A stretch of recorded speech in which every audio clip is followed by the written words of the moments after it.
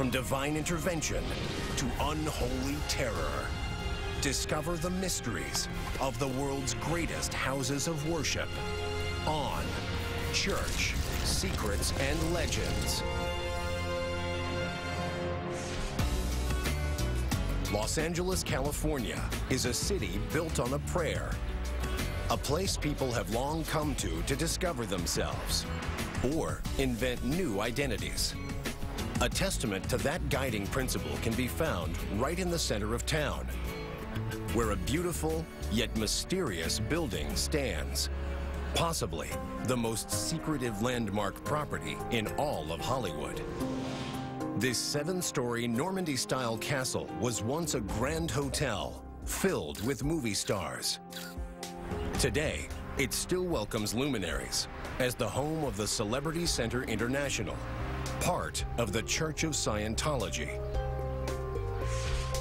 This controversial religion counts among its members some of Hollywood's biggest stars.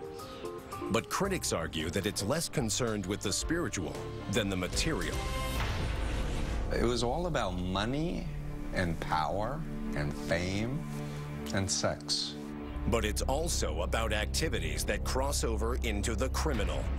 Not only did they steal government documents, they bugged these offices as well. What compelled a burgeoning religious movement to break the law? And how did the church fall into the crosshairs of the FBI?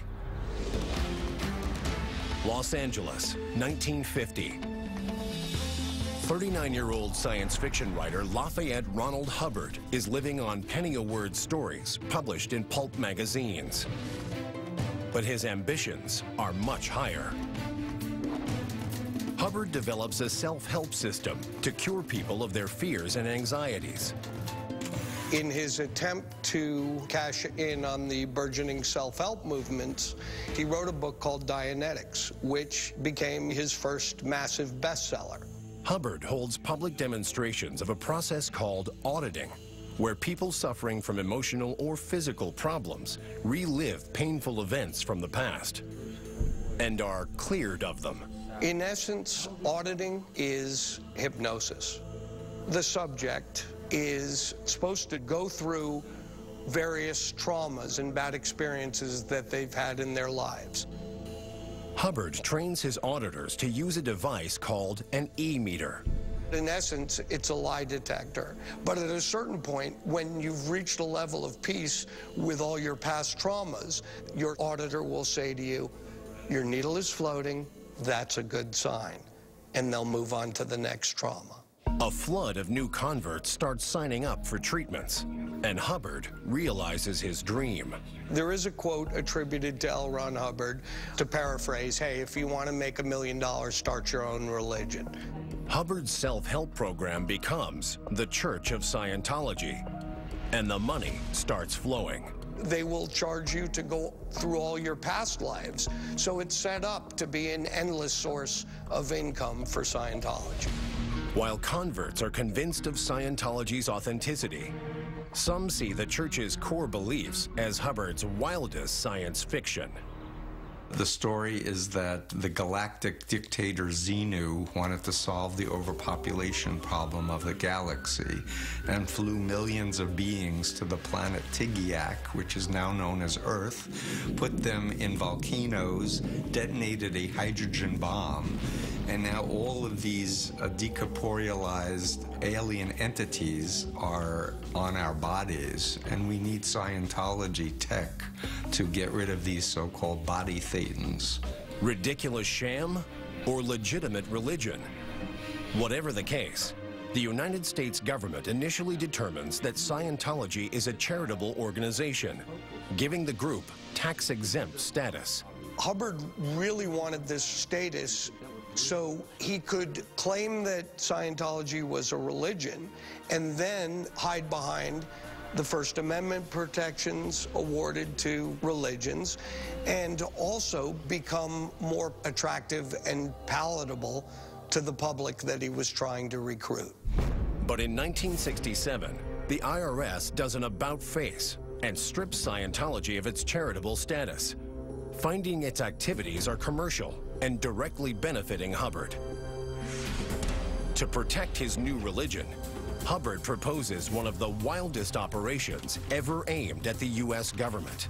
The mentality is essentially anyone who is against us is our enemy.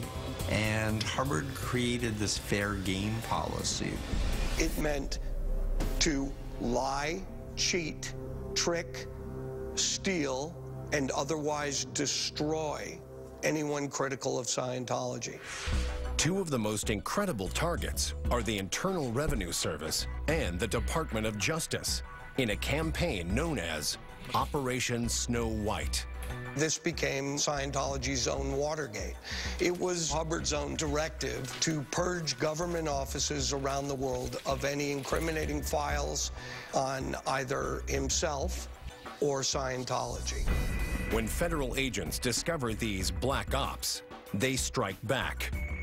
And in July 1977, conduct raids against church offices in Washington, D.C. and Los Angeles. Operation Snow White ended up being a huge legal problem for Scientology. Henchmen were all convicted of theft of government documents.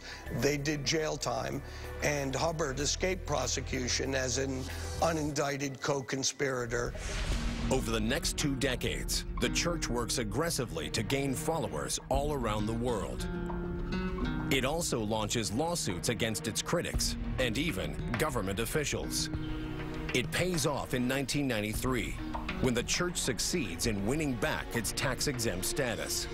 Giving them tax exemption was to get Scientology off their backs because they were hiring PIs to dig up dirt on the IRS agents. And the IRS agents and the government just said, enough with this. We don't want to be harassed anymore. We don't want to deal with these people anymore. But church founder L. Ron Hubbard doesn't live to witness this victory. He dies in 1986 after suffering a stroke. Scientology leaders proclaim that Hubbard simply decided to drop his body in order to continue his research on another planet. Today, the Church of Scientology claims it has millions of adherents worldwide. But critics say the controversies surrounding the church are taking their toll. We're watching the disappearance of a cult, and it won't be long. Still, with high-profile members giving it a celebrity cachet, the mysteries surrounding one of the world's most secretive religions endure.